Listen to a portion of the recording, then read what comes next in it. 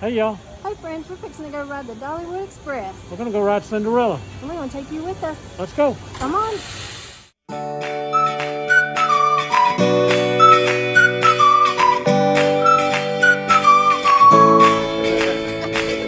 on. Here, Michael.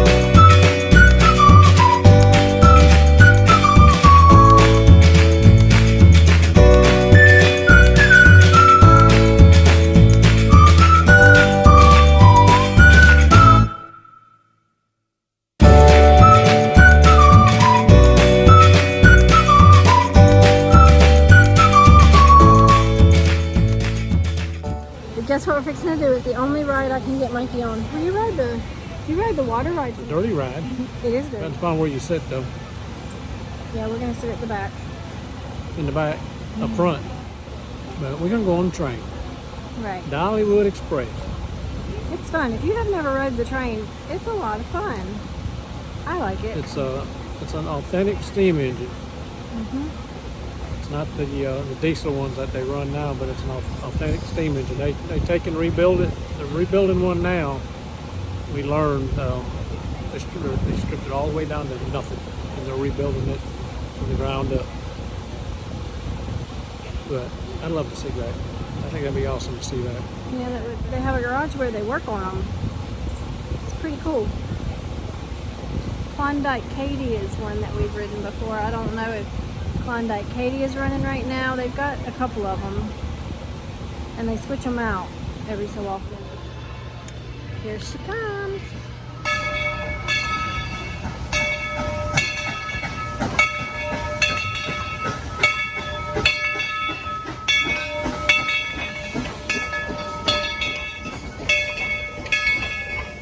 The folks, engine number 70 is a genuine coal-fired steam engine. She will spit out smoke, soot, and cinders. So be sure to protect your eyes and the eyes of your children. Look at all that soot. Look at all that soot out there. Those two whistles you just heard tell us that our engineer has received our all clear, and we will be pulling out of the depot at any moment. Those ready for a train ride, make some noise! Hey, me too. You know, let's go back into the history. Way back in May of 1938. Nettystone, Pennsylvania, found when locomotive works. Built your narrow gauge Ricotta style engine number 70. She weighs over 230,000 pounds. It's got a 282 locomotive that implements 2 wheels in the front, 2 wheels in the back, and 8 large drive wheels in the middle. After she's built, she was sent up to Skagway, Alaska, all the way up yonder. And you know, she was commissioned as part of the United States Army. 1941 came the attack on Pearl Harbor, which began World War II. After the attack, it was determined military highway was needed to protect Alaska. 1942, the U.S. Army took over the White Pass Yukon Railroad. It was used military supplies, first down troops. Built on that Alcan military highway. Over 280,000 tons of rice and material, along with thousands of troops and other personnel travel behind this very engine you're right behind right now. 1963, oh, that year, what a year it was. That's when engine number 7 retired from the United States Army.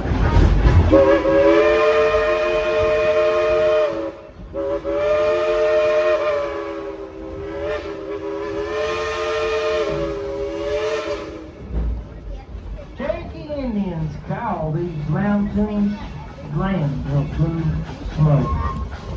There are more flying plates and trees than anywhere else in the United States.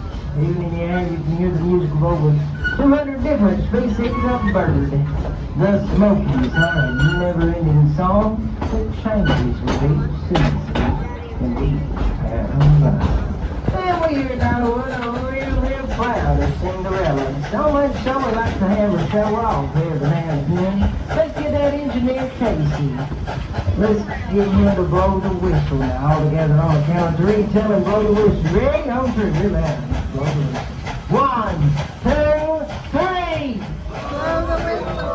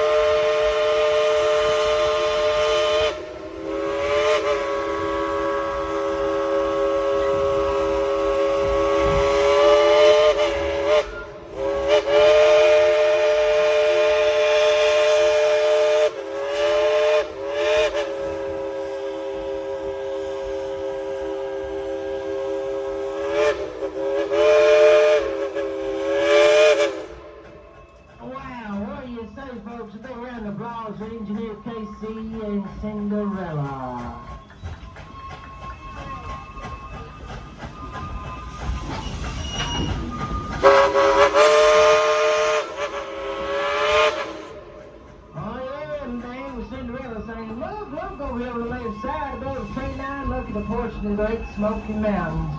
A breathtaking view of the Great Smoky Mountains. Now, you know why the Cherokee Indians call these mountains Land of Smoke. In the 20th century, there were over 1,200 farms in these very mountains. Over here on the left side is going to be the homestead. There in the north will be the main house where the family lived at. Further down is going to be the chicken coop. That's where the chickens stayed at, laid eggs, and eggs were gathered. Oh, Henry ate the chicken, watching the train go by. Y'all be on the lookout for the wild turkeys. Don't miss them. Up here hiding. There they are. Sitting right there. There they are. Way back here at the back. Yeah, there they are. Walking around finding dinner. Anyway, Bill Red Roof Building, that's known as the spring house. That's where they kept the milk and butter coop. Most important, every homestead had to have one. It's called the outhouse. Well, now let me tell you how it works. First you open the door, close the door, then you... Kids, you just need to ask Mom and Dad. I'm going to let them explain it for you. They might look kind of confused when you just ask your grandparents. I'm sure you would tell you. Hey, y'all, look up there. There's Rob up there with the wheels going round and round right up above him. There's Rob. Yeah, wave at him. It's your fireman today, Mr. Rob. Hand show and all that coal into the firebox. Let me tell you, that's a full-time job. Now in May of 1938 is when she was built. Well, she still ran the same as that day when she first got on the rails. Well, she laid up about 5 tons of coal, drank about 5,000 gallons of water. Well, if y'all are having a wonderful train ride, having a blissful day, and thank y'all for coming out riding the train with us today. You just wonder what the outhouse looked like right here next to this little cabin. That's the outhouse. Hey, I'll be sure to wait on the left side there where the Miss Lillian. Her umbrella in one hand, chicken in the other, picking up her heels. Yeah, see there? Look at her next in a row. Woo! Kicking up her heels. Oh, we love you, Miss Lillian. Y'all go in there and see Miss Lillian. She's a perfect joker.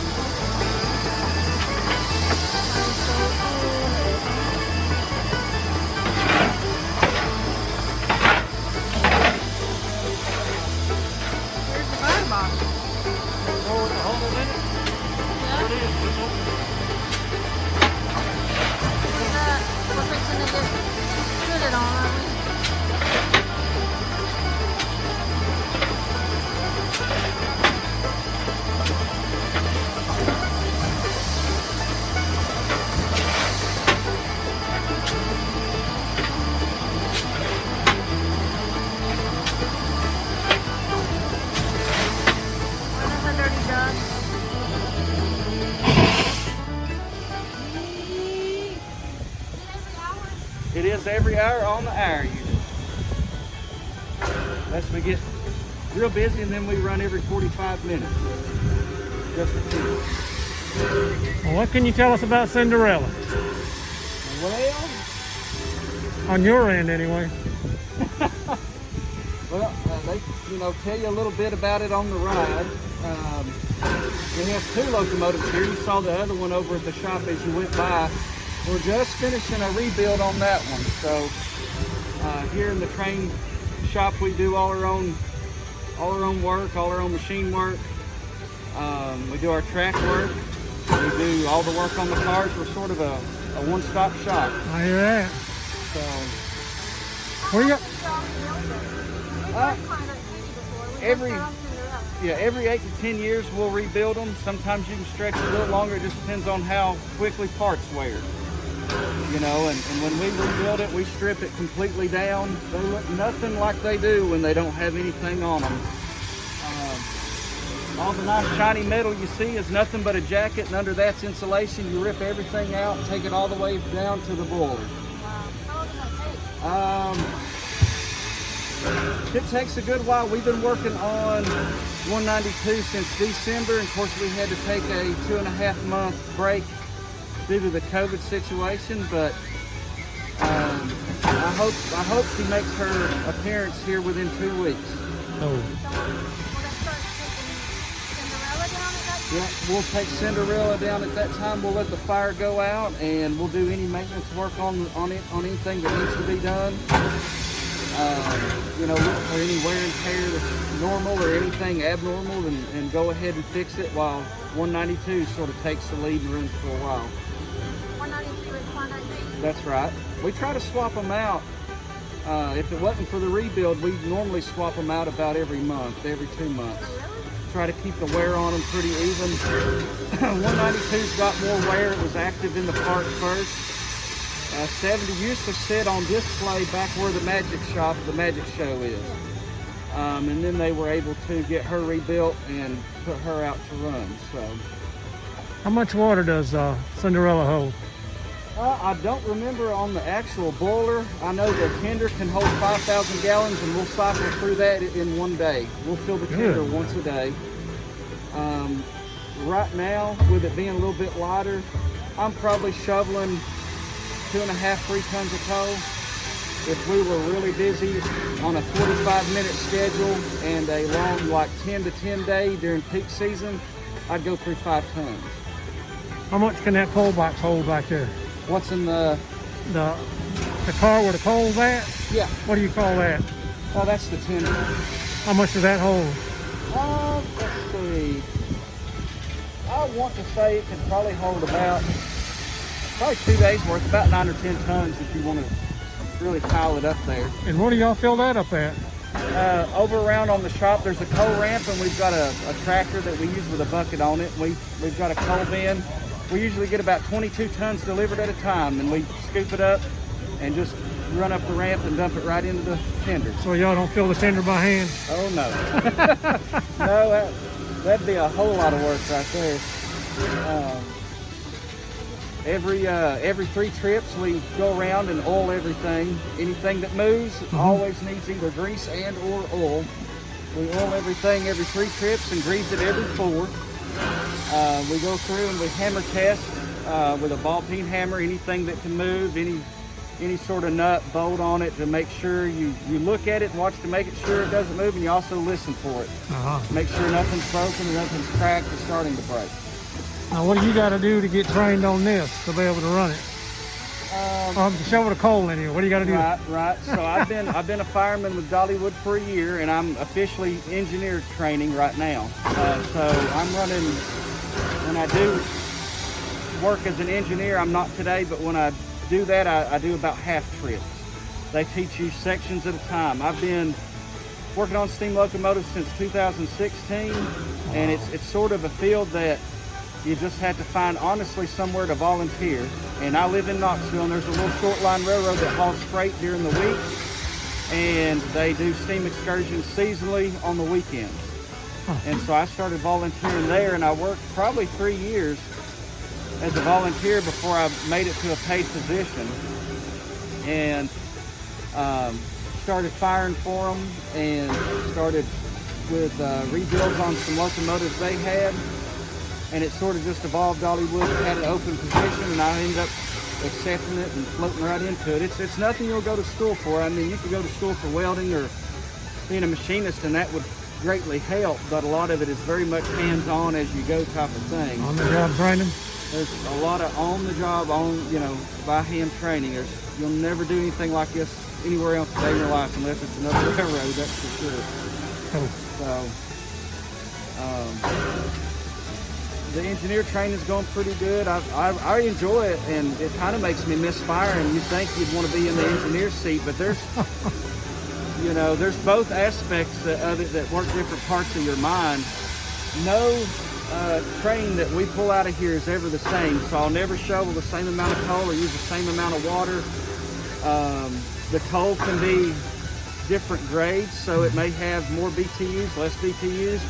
so I never shovel the exact same. The firebox.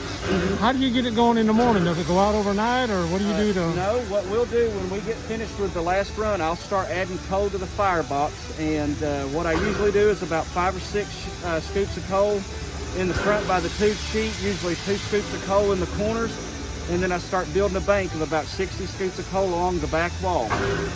And as the passengers are getting off here in the depot, I'll start working the water level up in the boiler. And by the time we cut the crane here back around, I'll have a finished bank of maybe 60 scoops of coal in the back of the firebox, and almost a full boiler full of water. We'll take and shut all the valves off, all the appliances, and then we've got a square piece of steel. We'll sort of gag the top of the stack up there to help reduce the flow and keep everything from simmering too hot. And this engine operates at 200 psi. Try to get it down to about 150 psi so it goes to bed real smooth, and the night watchman doesn't have to add any water or anything like that. And she'll stay there and just kind of boil all night, and then when we come in the morning, we'll take and we'll dump out. But the firebox has a set of grates in it that you shake. You'll dump the front grates, and then you'll take and bust that bank up with a rake, big heavy duty steel rake, and spread that towards the front. Then you dump your back grate, and then when you spread that all out over the firebox, that's your fire for the day.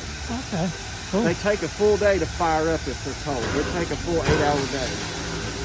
So, and that's really just to not cause stress on the metal, just bring everything up nice and slow so nothing cracks,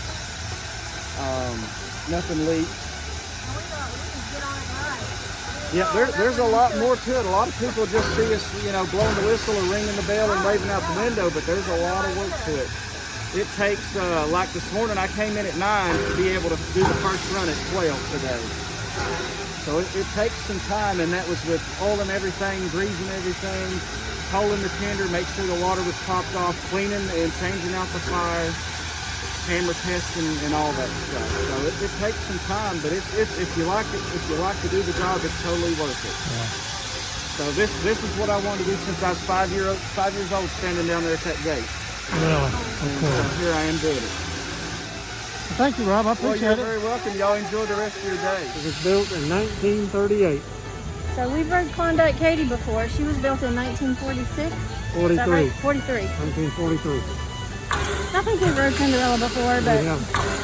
it's pretty cool. But this is one of our favorite things to do every time we come. And I don't care who you are, even if you don't like trains. When you go to the back and they're turning around and the conductor blows that whistle, it gives me goosebumps. It's pretty neat. I like it. It's echoing through the mountains, and it's amazing. So if you haven't rode the train before, if you think that's just a podunk ride, it's not. Give it a try. It's about 20 minutes. Yeah. They were telling us that Klondike Katie, they just rebuilt it from the ground up. They tore her all the way down. She was sitting over there at the shop when we come by. You'll see her. But brand spanking new, fresh paint job and everything ready to go. They're going to switch them out sometime. Yeah, when we were standing in line, we overheard a lady saying, "Where do they put the gas in?" They don't put gasoline in. This is not a gasoline train, friends.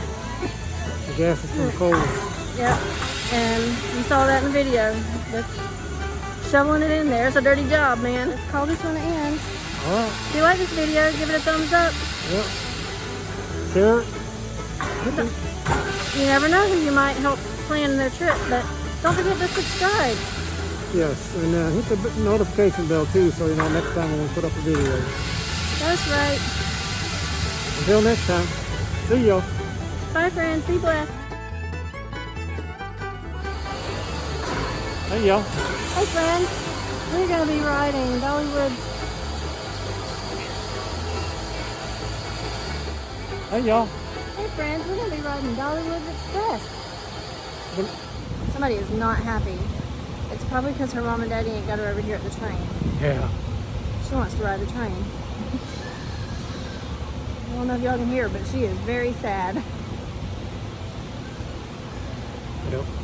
So we're waiting on it to come back. Uh-oh. What? Just calling me. You know what you'll be calling me is sitting right here beside me. Oh, potential spam. I just, All right.